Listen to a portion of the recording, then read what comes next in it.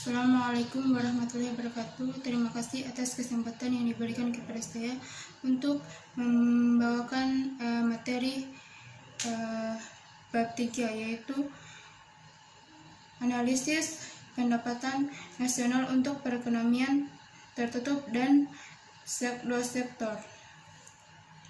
Perekonomian tertutup dua sektor. Untuk menganalisis pendapatan nasional, pada umumnya perekonomian dikelompokkan menjadi perekonomian tertutup dan perekonomian terbuka. Perbedaan keduanya dalam perekonomian tertutup belum menyertakan peran hubungan ekonomi luar negeri dalam analisis, sedangkan dalam analisis perekonomian terbuka sudah menyertakan peran hubungan kedua luar negeri.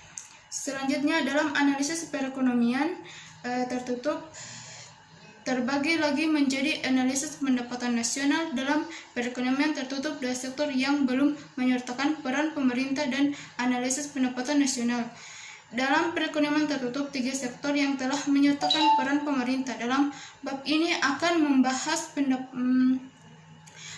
menganalisis pendapatan nasional dalam perekonomian tertutup sederhana. Dalam sistem perekonomian tertutup, dua sektor hanya dikenal dua sektor ekonomi, yaitu sektor ekonomi rumah tangga dan sektor rumah tangga perusahaan.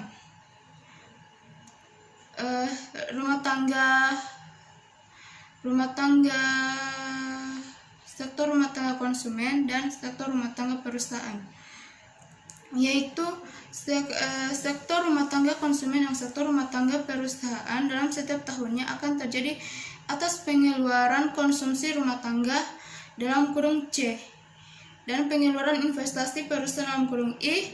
Dengan demikian pendapatan nasional dapat dirumuskan sebagai Y sama dengan CTI. Y merupakan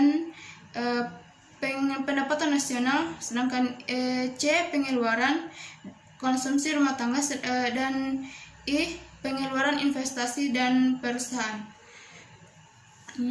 Dua sektor terdapat 4 variabel ekonomi agregatif yang dianalisis hubungannya satu sama lain. Adapun keempat variabel tersebut adalah pendapatan nasional, konsumsi atau consumption, tabungan atau saving, dan investasi atau investment.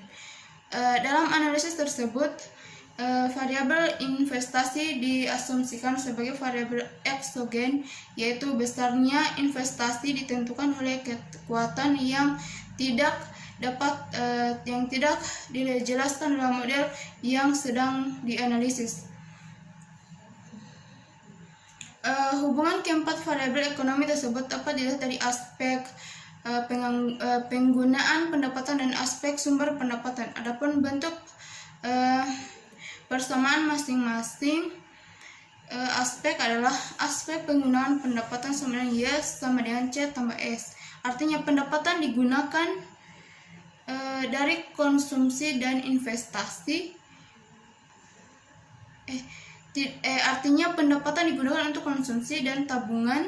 Aspek sumber pendapatan Y sama dengan C tambah I, artinya pendapatan bersumber dari konsumsi dan investasi. Kedua persamaan di atas menunjukkan hubungan variabel ekonomi yang bersifat fungsional. Jika ada perubahan nilai pada ruas kiri, pasti akan diikuti oleh perubahan nilai ruas kanan dengan jumlah yang sama. B. Fungsi konsumsi dan fungsi tabungan. Fungsi konsumsi yaitu pengeluaran konsumsi rumah tangga meliputi pembelian barang-barang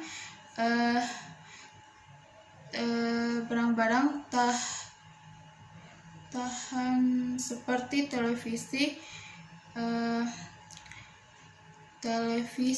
pakaian dan lain sebagainya. Dan barang-barang tidak tahan seperti makanan, minuman dan sebagainya, seperti pengeluaran untuk jasa seperti angkutan, salon, biaya telepon, dan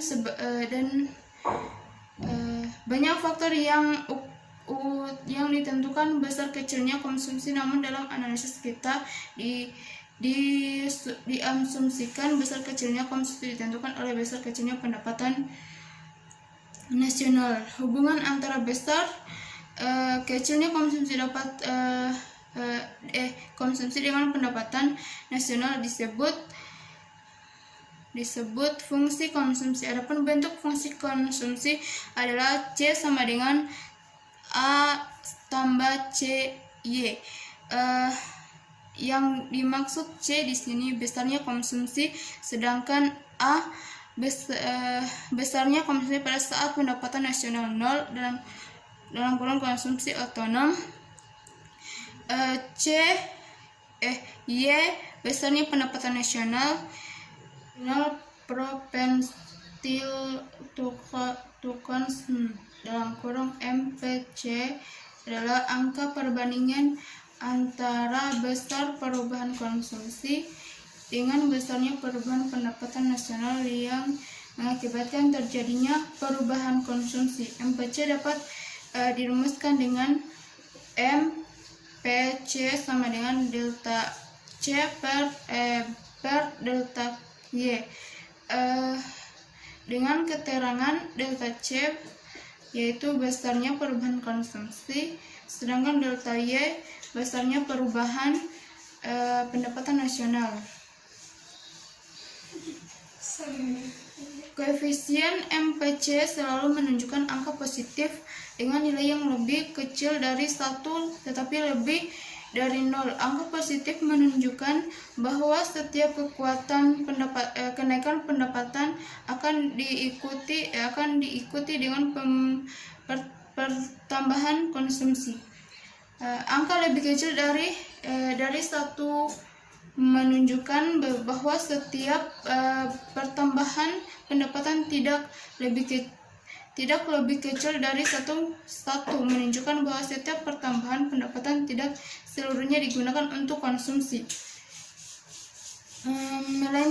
Melainkan sebagian dari pendapatan disisihkan untuk tabungan. Untuk memperoleh pemasaran garis fungsi konsumsi yang berbentuk garis lurus, maka kita harus mengetahui besarnya konsumsi pada 2 tingkat pendapatan nasional yang berbeda. Adapun persamaan fungsinya adalah C sama dengan APCN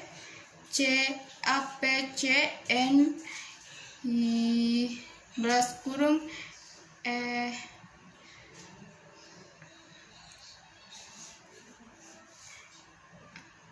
C sama dengan APCN MPC belas kurung YN tambah MPC kali Y. APCN dalam kurung average propensity to consume. Kecenderungan mengonsumsi rata-rata pada tingkat pendapatan nasional sebesar N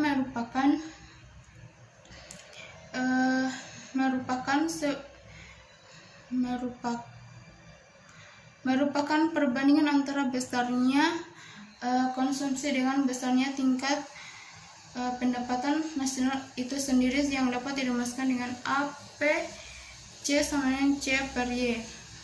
Berdasarkan rumus fungsi konsumsi, maka dapat dibentuk garis persamaan garis lurus sebagai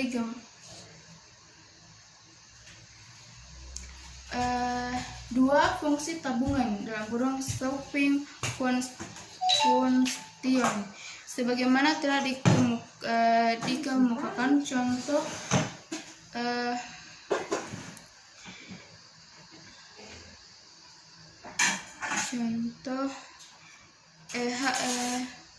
pokok bahwa penurunan pendapatan mengakibatkan pula menurunnya tingkat tabungan. Hal tersebut menunjukkan bahwa besar kecilnya tabungan ditentukan oleh besar kecilnya pendapatan nasional. Kemudian pada fungsi konsumsi diketahui bahwa nilai A konsumsi otonomi atau autonomous consumption menunjukkan besarnya konsumsi pada saat pendapatan nasional sebesar 0, yang berarti besarnya tabungan adalah negatif. Berdasarkan hal tersebut, maka bentuk fungsi tabungan dapat dirumuskan dengan S sama dengan SY kurang A.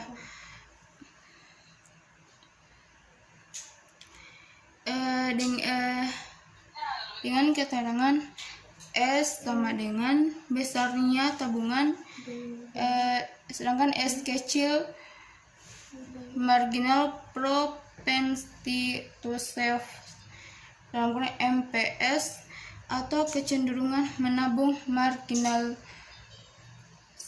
Sedangkan A yang negatif disebut dengan di saving tabungan negatif. Artinya jika seseorang tidak memiliki pendapatan, maka ia harus mengeruk tabungan dari pendapatan masa lalunya, atau meminjam, atau menghutang, atau melakukan konsumsi. Persamaan fungsi tabungan dapat pula diperoleh melalui proses yaitu Y sama dengan C tambah S, S sama dengan Y kurang C, S sama dengan Y, dalam kurung A tambah C Y, S sama dengan Y ku garis datar A garis datar C Y, S sama dengan dalam kurung 1 garis datar C balas kurung garis datar A.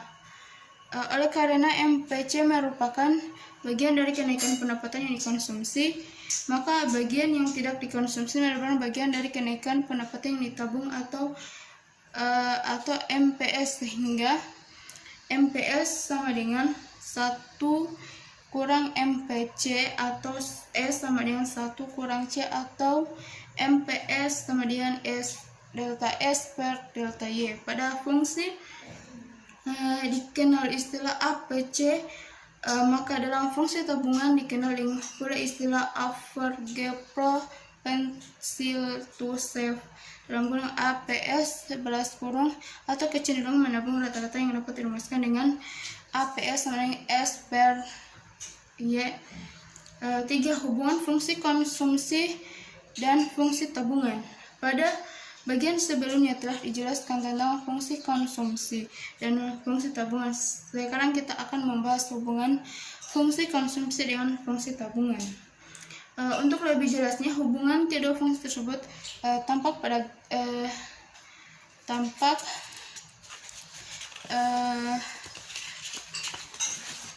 gambar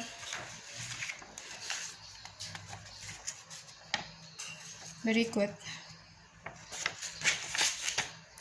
Bahwa pada gambar